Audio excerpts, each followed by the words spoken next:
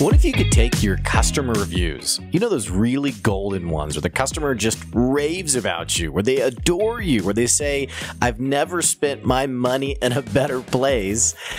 And what if you could take those and make that part of your marketing? Today we're talking with Angela Ferrante, who's the CEO and founder of Laudable. One thing I love about Angela is her approach to understanding the value of a customer testimonial and how easy it is to lose that customer testimonial. So often a customer will rave about us and talk about how much they love working with us, and it's almost like, hang on, can I record that? Can you say that again? I want other people to know about what I'm doing. Well, the good news is Laudable is doing just that and doing some pretty incredible stuff. I so enjoyed talking with Angela on the podcast today.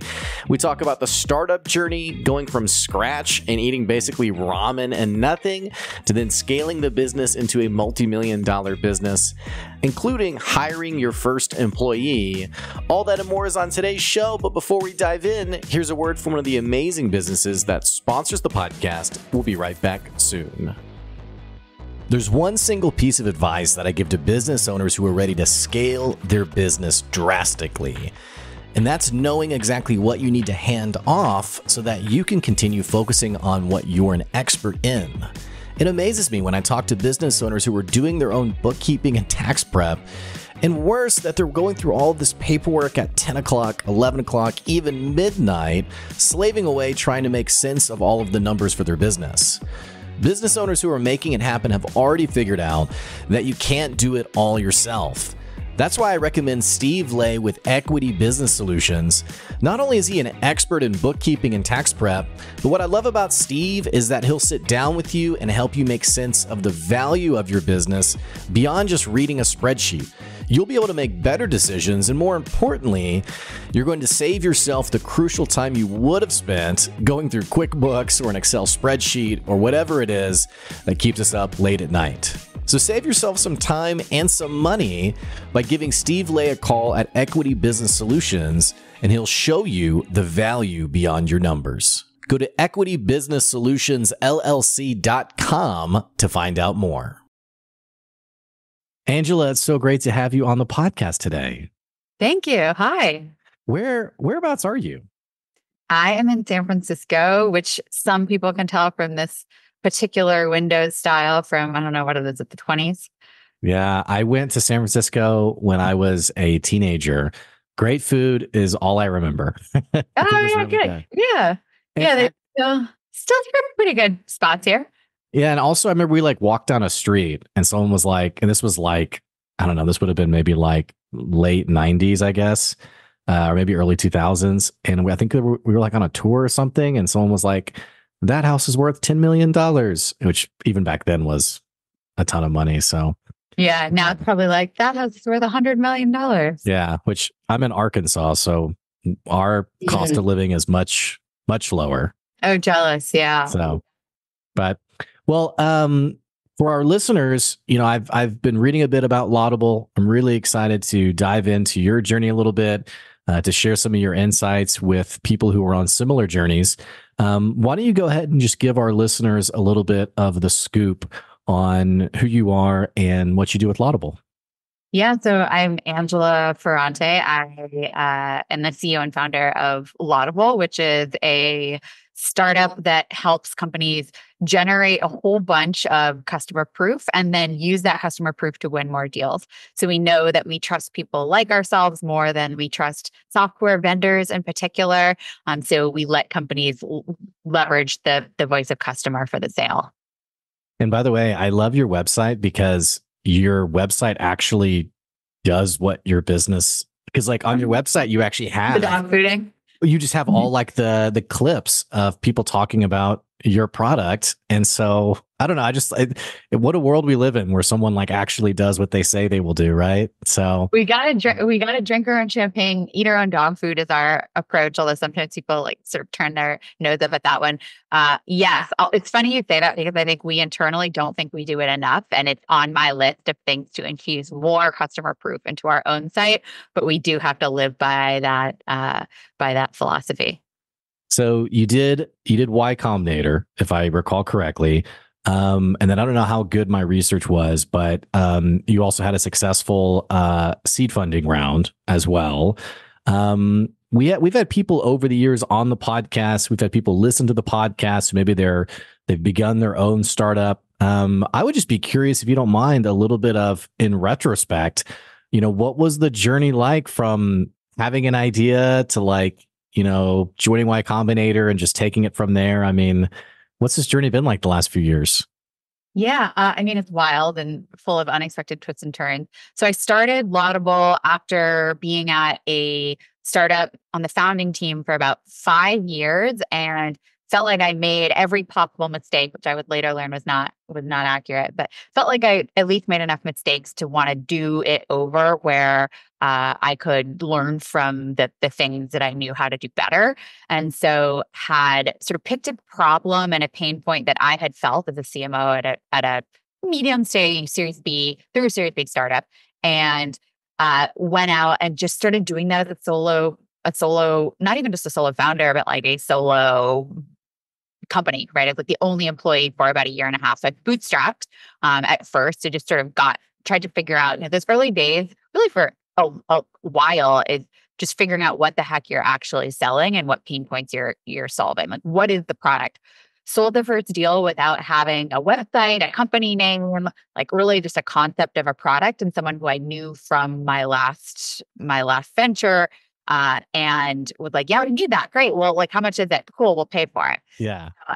Go through the whole, like, how do I invoice someone? Like, literally, how do I even collect their money? I don't know. Right. So that was life for a while, right? Maybe 6 months of just figuring out what each of those steps looks like. You're sort of a one person, as a one person company, you're figuring out every single function, right? From invoicing to sales to what the heck is this thing called customer success. So that was a lot of it, but it was really fun. I come from a company that was not large, but close to 100 people. And we had functions and divisions and teams, and you don't do, you have such less exposure at that point. So anyway, it's really fun to just be able to do all the things. You can move really, really fast by design. And then after a little bit we started to pick up traction to the point where I felt the pain of being just me. So I hired first employee, again, a bootstrap based on revenue. We were basically a product-type services shop at the time. So we're doing remotely produced customer testimonial videos. This was right around the beginning of the pandemic. And that hired a first employee, and then started to really feel the pain of not being able to work on the business because I was working in the business. It was really hard to I'm invoicing everybody all day for new customer signatures. It was hard to step out of the weeds and think about how the heck do I get even more new customers, or how can I productize this even further, that sort of thing. So that was when I had a friend at the time, a longtime friend, really pushed me on applying to Y Combinator, and to say, just do it. I think you have that fear of like, oh, I'm not going to get in as a solo founder, a solo non-technical, or at least non-engineer founder. So applied anyway, and ended up getting in. Is that, I don't mean to interrupt you. Is that, is it often that they typically are technical founders who join Y Combinator? Yeah, I think, I can't speak for why I ended up getting in, but generally the guidance is to have co-founders. It's hard, and at least one person should be, and even more so now, I think, with AI, but one person should be technical. Yeah. It's sort of the guidance for them. And your first hire, is this the same guy I see on LinkedIn all the time? Really funny guy. Sure is. Yeah. Ryan? LinkedIn, on TikTok. His name is Ryan. Ryan, yeah. He's sort of second to me, worn all the hats. Right. He's fun. Shared the many hat wearing with me. Started out doing production and moved to customer success, and still does a little bit of that, while also doing, as you see, a lot of content. Yeah, he's fun. And it's funny too, because it's so weird how the algorithm works. I mean, weird. It is how it works. Because I had messaged you, and then he popped up on my feed. And he popped up a few times where I was like, oh, this guy's kind of fun. And I think it was like his paint, like redesigned logos with paint. Yeah. And I watched one of them and was like, that's really funny. And then it got to the point where I was like, who is this person? Yeah. It said like first hire at Laudable. And I was like, I think that's the same company that how funny is coming on. So yeah. Anyway. Yeah, that's him. It makes work so much more fun. And obviously also we can tie that to lead gen and growth goals. So yeah. Right. Well, so backing up a little bit, you had this idea, you had the person, like, what was it like when you first pitched your service and someone was like, yeah, and then you named the price and they were like, yes. Like, did you have like this moment of like, Oh yeah. oh yeah, I mean, Oh yeah, there was a are you huge oh sure? shit moment. Like Yeah. no turn. There's a little bit of a like, let's go, like really right. And there's a little bit of an oh shit. And the fear of I can package this all, but can I actually deliver? Right. It's like the first part, you want to make sure they're really happy. So I had no doubts that I would just continue to do things, whatever was needed on that product, the product at the time, to make them happy, but was worried like, will the expiration date be before however many rounds of getting it right was for me. So that was definitely scary. And did you have Still, I can picture the email. I could probably pull it up where it was over email. So it's not even like over calls. We're just emailing back and forth of like, oh, how about this? And just reacting to what they needed. I always like stories like this where it's so counterculture is not the word, but it's like so not like you didn't have the website, you did it over email. These things that like, not that these other things aren't important, but I just like stories like this where it's not through accident. I mean, obviously you were intentional and you knew what you were selling, but where like the momentum kind of creates itself almost. And you kind of realize like, wow, I actually do have something. There's something here. There's something magic here, I guess. But yeah, I have been talking to a lot of founders lately and folks who have pivoted or started new things or just finally struck the gold they were looking for, a product market fit. And it does seem like it always feels that way, right? It's like I had someone else decide or define it as I didn't create the product. Right? The product sort of created itself. So I always try to. I've had plenty of times where that's not the case. So I do always try to remind myself of that and go back to that. something else I like about your story too is you went to Y Combinator because it was really a matter of scale. It was like, hey, I want to grow this thing. And it feels like in today's startup culture, and you would know this better than I would, because I'm really an outsider to this conversation. And really, I've only learned through osmosis of people coming on the show or what have you. But, people in general, it feels like in the startup world are really keen to talk about funding strategy and, pitch decks. And I even had a guy who called me who he was like, yeah, I'm looking for somebody to help me with my pitch deck, and which I don't do anything like that. And it feels like there's this interesting gap between like that is an important conversation, but then you still have to like at the end of the day have an actual product or something that customers want. And it feels like sometimes there's like a little bit of I don't know if mismatch is the right word, but that a lot of times people don't think about like, what are you actually offering? What are you actually selling? Do you come across that a lot, or is that inaccurate, or what's your take on that? Yeah, no, I mean, a couple of things. One is I had come from a startup where the CEO was incredible at fundraising. But the shadow side of that was that we were still, Series C, we were still kind of searching for product market fit. We were great at spinning the narrative and having the big vision. And we were good at executing, but like we skipped some of the basics. And so I came out of that experience immediately into all I give a shit about is this something people want to buy. I didn't even think about the other pieces, which also had its downside. Like that made certain things really challenging. I didn't pay myself for 2 years and was like, oh man, I have made myself really poor. So that was tough. But I do see that sometimes. I think like ultimately funding is a resource, right? It's not the core of a business. YC will even say fundraising success is not correlated. Like think about that. It's not correlated with business success. That's really, really important. And it's easy. They talk about this as well. It's really easy if you do have some success with fundraising to then seek more of that validation and kind of overvalue that relative to, is this something people want to buy? Well, you see it a lot where, I mean, I think of the headline of like different organizations that, you see the headline of like the funding round and how much they raised. And then like 2 years later, sometimes shorter actually, but it's like this company's now bankrupt, or, valuation went to zero, or, what have you. So I do like the way you did it though. I mean, it's great when you start a business that's like based in what your customers actually want.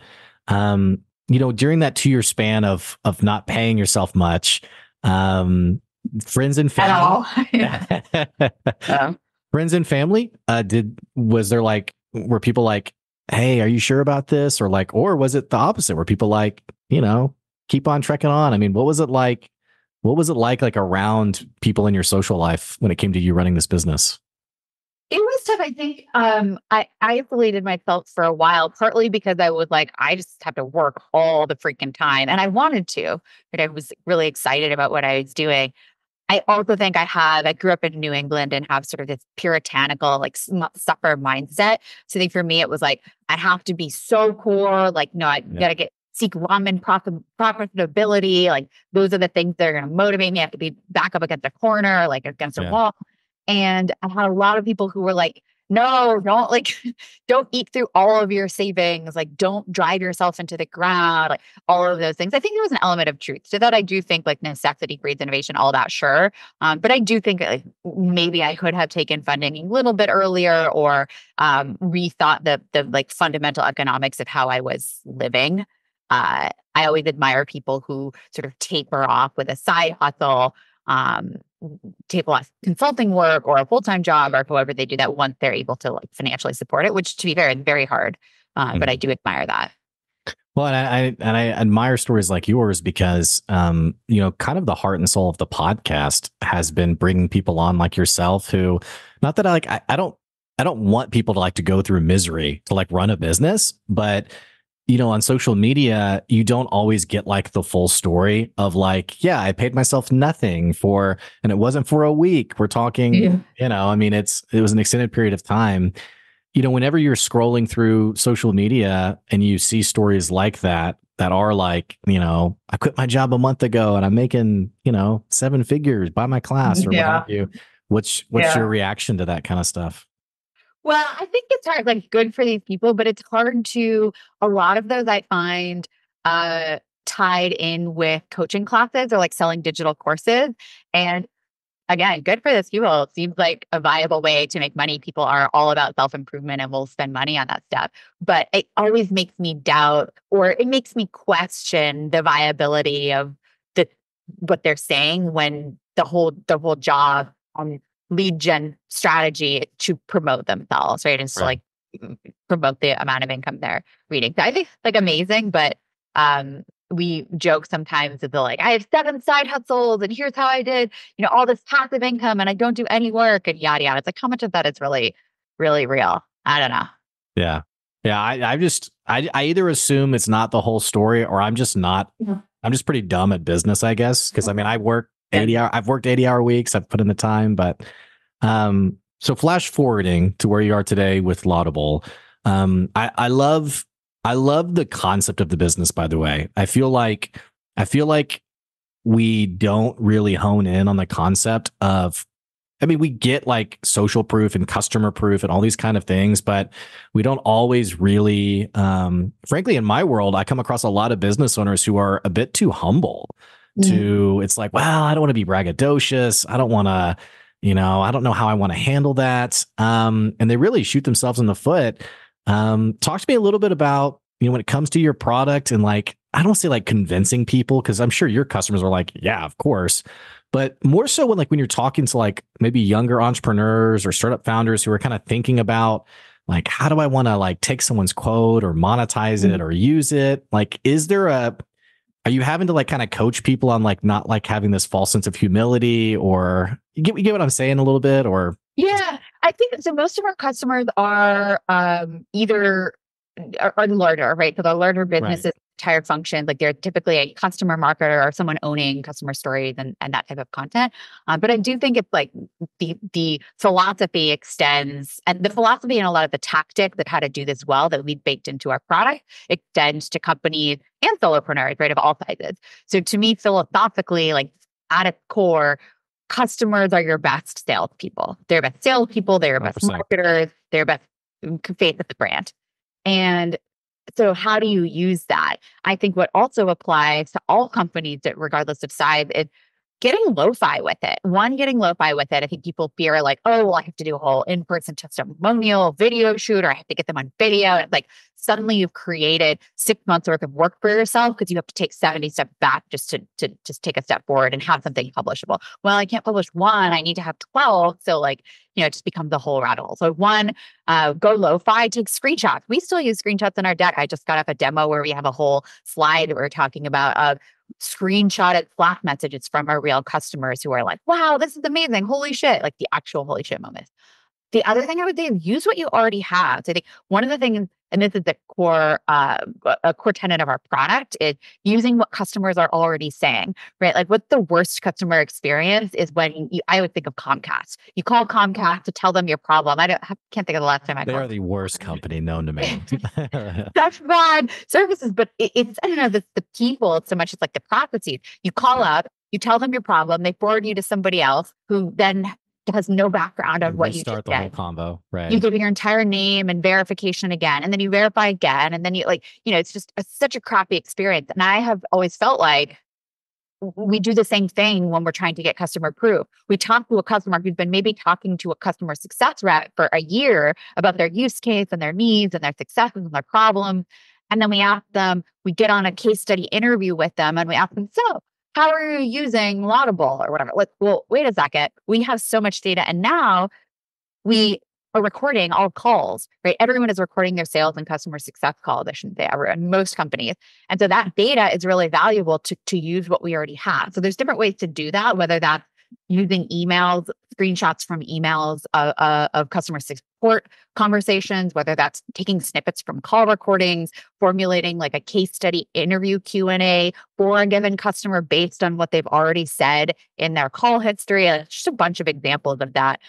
So that's the sort of second premise or tenet. And the third thing I'd say is just like keep it light and fun. I think a lot of times we use the hero journey or the problem solution results, and those are fine. Like there's a place for that, but that doesn't have to be the only format of customer proof or the only sort of structure of sharing customer proof. Not only can things be lo-fi, but they also can be different, a little bit more unexpected, and different sort of formats and flavors.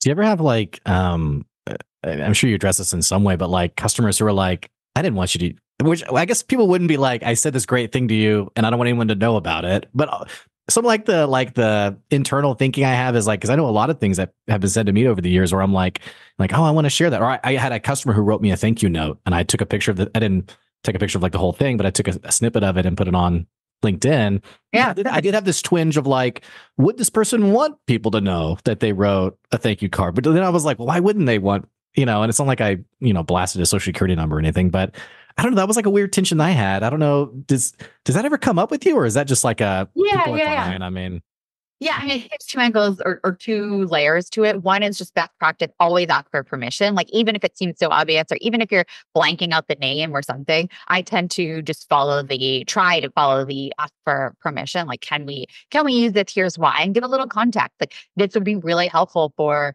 potential customers and for our existing community to know about. Like use case stories are great for that, right? Like, oh, you used it in this way. Would love to share that with our other customers who are thinking about ways to maximize their use of our product. So I think there's that. And then I also would say when it comes to using the actual video snippets, we find that often it's better to like ask for the quote in text or audio format. Like sometimes when Zoom calls were slumped over or like, I have made requests where people are like, well, can we re-record so that I don't have 3 double chins? And like, I can't because I'm squished up along in the corner of the Zoom box. So like, I think like that type of thing is like, be considerate there. And just like people will sometimes happily either re-record or just use the text or audio. Yeah, no, I love that. Well, we're actually already towards the end of our call. So like what's you've done a round of seed funding. Have you done Series A or is that what's next for you or? Yeah, that's what's next. So we did a seed round a bit ago, coming out of Y Combinator. Okay. Yeah. So, I mean, there's proof in the pudding. You have people, I saw your customer list. You have great customers. Ryan's doing a great job. I agree. Thank you. I'll tell him that. We just only talk about Ryan on the podcast. He would put it on his own wall of love. It's like his computer background. You just have to implement. He's fun. He actually this is like, you don't have to tell him this part because this is like unrelated, but my wife's cousin looks exactly like him. So every time he shows up on my feed, I think it's him. I'm like, no, really funny. That's not Daniel. That's this other guy. But that's I don't know if the like the transitive property means that your wife's cousin also looks like Zachary Quinto, but we use that with Ryan a lot. It's like he just looked like Zachary Quinto. I can't get that. Then makes me think of the show Heroes that didn't get enough love. But anyway, yeah, exactly. Save the cheerleader, save the world. Yeah, that's our next podcast for sure. But you're at a point of scale. You're thinking about like what's next in the big picture. Like at your level, is like the next line of thinking around like how do we get more customers? Are you typically thinking about like revising the product? I mean, what typically is in your mind at this point of running a business of this size? Yeah, I mean, I think as multiple people, Reid Hoffman, have said this, but like by design at a startup, you're always letting some buyers burn, like intentionally letting some buyers burn because you can't put them all out, right? Maybe that's true for all companies of all places. I don't know. So I think for us, one of the things that like a matter of choosing which buyers to let burn, we're 6 people full time. So the next big chapter, we've been really heads down focused for the last year on building with a select group of kind of beta customers and getting the product right. We're still doing that because that never stops. But I do think we have just entered a chapter where we're prioritizing new conversations, so demos and growing. So that's where we're at, which would like, an A or similar type of transaction would follow. Yeah, that makes a lot of sense. Well, for people listening who want to stay connected with Laudable, well, obviously we'll put the website laudable.com in the description, but is it okay if people follow you on LinkedIn, connect with you on LinkedIn? Yeah, for sure. Or is there a better way? I don't know if that's your... No, LinkedIn is great. Yeah, I'm not even on Twitter X, so LinkedIn is great. I think it's just Angela-Ferrante. Okay. And I'll put that in the description as well for this episode. So, Angela, thank you so much for the time today. This is such a great conversation, and I appreciate you joining me. Likewise. It's nice to chat with you. Thank you for taking the time. Yeah. Hey, for our listeners, if you're checking out the podcast for the first time, what the heck are you waiting on? Click the subscribe or follow button so you can keep getting great advice wherever you are. Don't forget, if you want to support the podcast, we have our Patreon, patreon.com/goodadvice. If you want to advertise your business on the podcast, you can always reach out at blake@goodadvicecoaching.com. Thank you so much for our long-term supporters and listeners to the show. That's today's Good Advice. We'll catch you later. See ya.